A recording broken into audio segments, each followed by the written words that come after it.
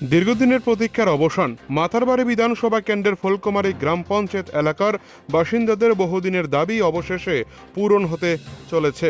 রবিবার সকাল 11টায় ফুলকুমারী গ্রাম পঞ্চায়েতের নতুন ভবন নির্মাণের জন্য প্রায় 42,91,000 টাকা অনুমোদন দেওয়া হয়েছে। এই শুভক্ষণে এলাকার সাধারণ মানুষকে সঙ্গে নিয়ে ভূমি পূজা অনুষ্ঠানে অংশ নেন বিধায়ক অভিষেক দেবরায়। বিধায়কের সাথে ছিলেন মাতারবাড়ি ব্লকের বিডিও অরিজিৎ পাল, মাতারবাড়ি পঞ্চায়েত সমিতির চেয়ারম্যান শিল্পী দাস ও গোমতী জেলা পরিষদের সভাধিপতি দেবল দেবরায়, সহকারী সভাধিপতি সুজন সেন সহ প্রমুখ।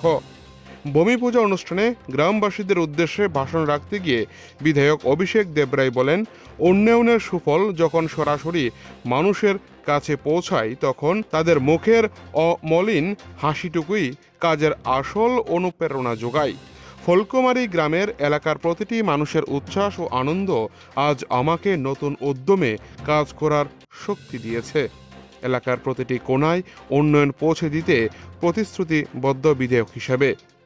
আগামী দিন এলাকার আরও উন্নয়নে জোয়ার আসবে বলে এদিন অনুষ্ঠানে আসা সকল গ্রামবাসীদের উদ্দেশ্যে বার্তা দেন বিধায়ক অভিষেক দেবরায়। মাতারবাড়ি থেকে নিজস্ব প্রতিনিধির রিপোর্ট, টিভি 100 বাংলা। আমাদের প্রায় কুঞ্জবন, উপকুঞ্জবন সহ একটা বিশাল এরিয়া নিয়ে এই পঞ্চায়েত প্রথম যখন আমাদের দেশ ভাগ হয়, পঞ্চায়েত ব্যবস্থা চালু হয়, বিশাল এরিয়া নিয়ে এই পঞ্চায়েত কাজ করেছে।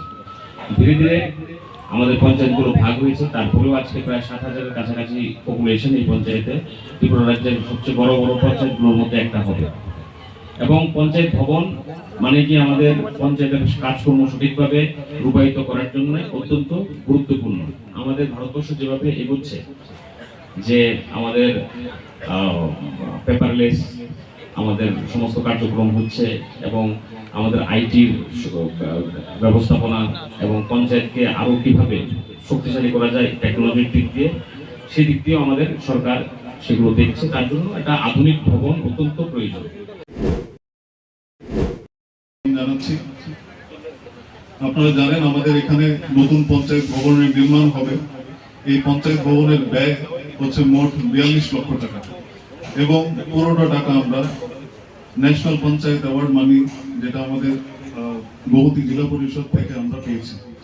শুধুমাত্র এ নয়, গত এক অর্থবর্ষরে আমরা গোমতী জেলা পরিষদ থেকে এই অ্যাওয়ার্ড মানি প্রায় 2 কোটি টাকা পেয়েছি এবং এই 2 কোটি টাকা দিয়ে আমরা 3টা পঞ্চায়েত ভবন এবং আমাদের যে এক্সিস্টিং পঞ্চায়েত ভবনগুলো আছে সেখানে আমরা পরিকাঠামো উন্নয়ন করেছি। তো তাতে বোঝা যায় যে অ্যাওয়ার্ড মানির একটা আমাদের ডেভেলপমেন্টে বিশেষ একটা যোগদান আছে। আমরা ফুলকুমারী পঞ্চায়েত চাইল্ড ফ্রেন্ডলি পঞ্চায়েত থিমে স্টেটের মধ্যে বিশেষভাবে আগানো আছে। আমাদের স্কোর এখানে 95.83।